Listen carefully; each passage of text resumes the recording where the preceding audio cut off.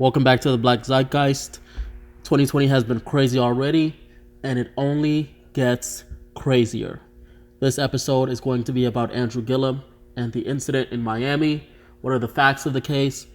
And what can we learn from this whole situation? Stay tuned. So, I open Twitter and I see Andrew Gillum and orgy in the same sentences.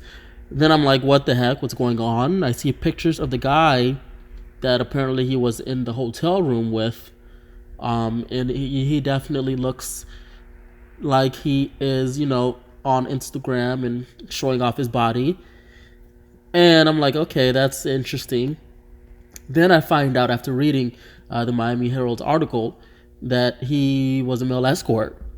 And I'm like, okay, you cannot write this stuff up, okay? But after reading the reports, everybody's saying it was a drug orgy or a drug party or something like that. But after actually reading the police report and a few of the articles written by some of the reputable sources out there that have covered this so far, I think it's a bit more complicated than that. So I don't think it's as simple as people are making it seem, or as simple as it looks.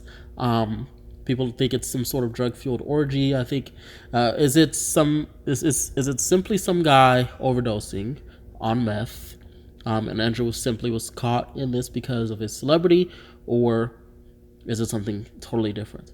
So let's go ahead and talk about the facts of the case. The facts are that Aldo Mejes, who is 53, walks into the hotel room and finds Travis Dyson, the guy kind of at the center of all of this, under the influence of something and vomiting, right? Travis Dyson is 30 years old. Aldo Mejes is 53. It's good to keep that in mind.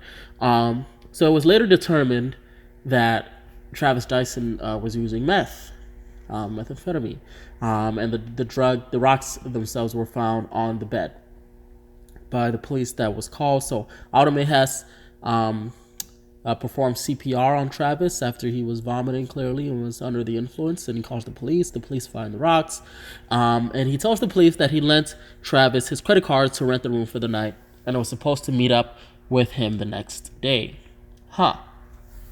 So again, it's later confirmed that Travis is actually a male escort, and that might have been what this whole situation was between him and Aldo, right?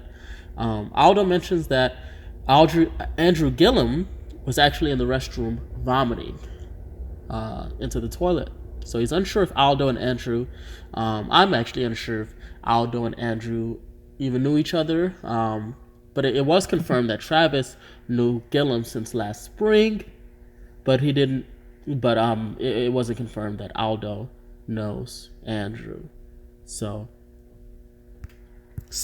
things are interesting, very interesting with this. We know that Travis and Gillum know each other, but we don't entirely know if Aldo had known Mr. Gillum, which it might very well be the case, right? But we can't really say for sure. I just find it interesting that Andrew was vomiting and that he was a part of this, but he was actually vomiting into the toilet. It was later determined that he had not been under the influence. So it's good to also note, state his actual statement. He said, and I quote, "I was in Miami last night for a wedding celebration when first responders were called to assist one of my friends. While I had too much to drink, I want to be clear that I have never used methamphetamines. I apologize to the people of Florida for the distraction this has caused our movement. I'm thankful to the incredible Miami Beach EMS team for their efforts. I will spend the next few weeks with my family and appreciate privacy during this time." End quote. All right, well, it's unfortunately for you, there's no such thing as privacy right now. People are talking about this all the way on Twitter. It's the top trending. It's a very interesting story. So that's a statement, right? After all of this, Travis, the guy who went overdosed, deleted his IG profile, Instagram profile. So, what's the takeaway? Okay, the first takeaway is the police also mentioned in their report, which I'll leave up on there as well. You can pause it if you want to read it. That Andrew Gillum was checked. He was inebriated initially, and then he was later checked, and he was found to be fine. Right. So he wasn't found to have. I think the exact quote that they used: his vitals were normal. He wasn't found to have any methamphetamine in his system. So I would imagine that his quote that he was at a friend's wedding is probably true, right? Or maybe it's not true and he was just drinking alcohol and they were in this hotel, right? So what actually happened is kind of interesting. It's kind of interesting to think about. Was it? It doesn't seem like it was a threesome orgy, this is just crazy. It doesn't seem like it was a threesome orgy like a lot of people might think it is, and it looks like, at face value. But because Aldo found what's his name, Travis and Andrew in the room, and he called 911. So he seemed to have walked in on something that had already been going on. They had already been under the influencer, and who knows what else. But it doesn't seem like he was involved initially, Aldo, right? But when it comes to Travis and Andrew, we don't know what was going on there. Now, Andrew says he was there to help his friend who was was under the influence and taking too much methamphetamine. However, Andrew Gillum was still intoxicated, maybe from alcohol from a wedding that he stated he went to. However, how do how are you under the influence of alcohol trying to help somebody else who's under the influence of meth? It kind of, it seems a little far-fetched, right? But if he's saying that's what had happened, okay, fine. But what I'm interested in is finding out, how does Andrew Gillum know this Travis Dyson guy? Now, like I said earlier, I don't think it was a three-person sex party or orgy or whatever. First of all, it's not a party when you have three people. I mean, maybe it is in this situation, depending on how you look at it. But and it seems like Aldo came in at the last minute, according to police reports and what has been reported. But it does seem like Travis and Andrew have history.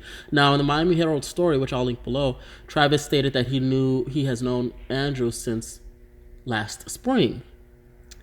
Now, remember when I mentioned that he has a male escort profile? Now, how does Andrew know this guy outside of, maybe being on the profile of Travis and finding him that way? Because it would seem highly unlikely that a random guy who is, studying to be a nurse practitioner and, just living his life would somehow run into Andrew Gillum, who's running for governor. So, and would somehow be such good friends with him, who's also a male escort and has been kind of, doing so for a bit. And it seems as though if they met last year, I just wonder under what circumstances do they know each other, right? I'm not trying to jump into any conclusions, and that's basically what I also want to talk about in this video. I don't want to really jump into conclusions because I feel like a lot of people think it's some sort of sex orgy that was going on. I think it's clearly not the case when you read the police reports. I don't think Aldo had been involved in this, and he kind of walked in on something and saw that two people were kind of drunk or high, called the police immediately. So I think it's important to be careful in exaggerating a situation. But I do think that there might have been something there between Andrew and Travis.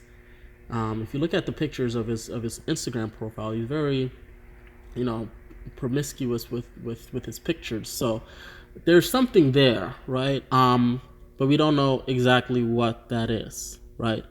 Now, I just want to say, even if they had a relationship, if the worst part about this would be if his wife and at least his wife had not known, right? That's important. But outside of that, if his wife obviously probably didn't know, right? If his wife did know, then that's interesting. But there are people who have open relationships.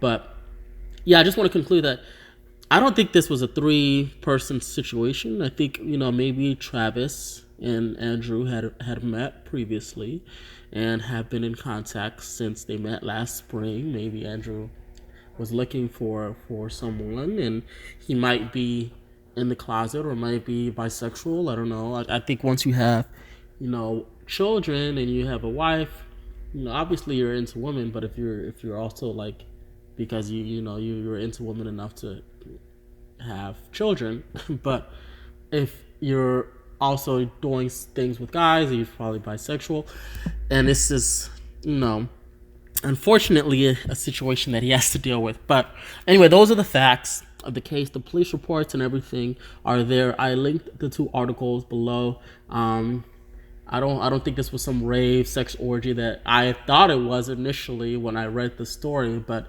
I do think it was a meeting between Travis and Andrew in secret at a hotel, and Andrew probably should come clean. But yeah, without further ado, that has been kind of the summary of this whole situation. Hit that subscribe button if you are interested in more news. I don't like to pile on to people, so if this is what Andrew is and he likes to do, then he needs to just be honest with himself. It would be a shame for him to still feel like he needs to be secretive in 2020, with people dying all over the place, and viruses coming to cause illnesses to a lot of different countries and stuff. It's best to be honest and live your truth, right? So I don't want to pile on him for being that type of person, but just be real with yourself and be honest and and have some sort of integrity to just live in your truth and be honest with the people around you, especially your family. But yeah, so that's been the Andrew Gillum situation summarized. Please subscribe. Please hit that like button. Please follow on Twitter if you're on Twitter. And until next time, I will see you soon.